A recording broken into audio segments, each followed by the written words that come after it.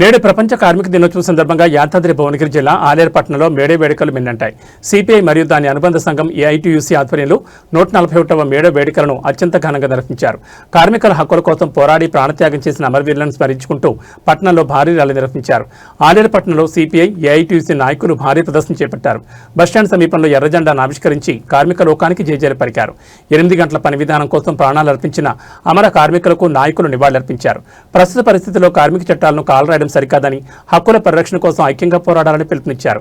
ఈ కార్యక్రమంలో సిపిఐ జిల్లా కమిటీ సభ్యులు చెక్క వెంకటేష్తో పాటు ముఖ్య నాయకులు కనకయ్య, శ్రీనివాస్, జానమ్మ, శ్రీనివాసరాజు, పరశురాములు, మధు మరియు పెద్ద సంఖ్యలో కార్యకర్తలు పాల్గొన్నారు. కార్మికుల సమస్యల పరిష్కారం కోసం నిరంతరం పోరాడతామని ఈ సందర్భంగా వారు స్పష్టం చేశారు.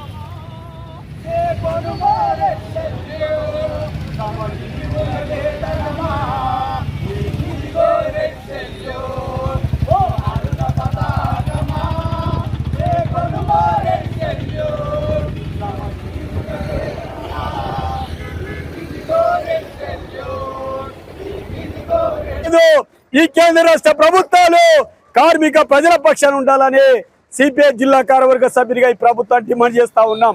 అందుకోసం ఏదేమైనా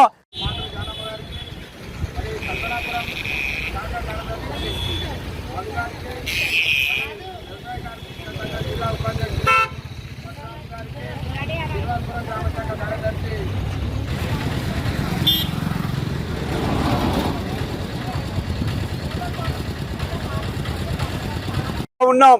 ఇవాళ ఆనాడు 18 గంటల పని విధానాన్ని వద్దని 8 గంటల పని కావాలని అనేక పోరాటాలు నడిపిన చరిత్ర ఈ మేడే కుందని సందర్భంగా మేము గుర్తు చేస్తా ఉన్నాం.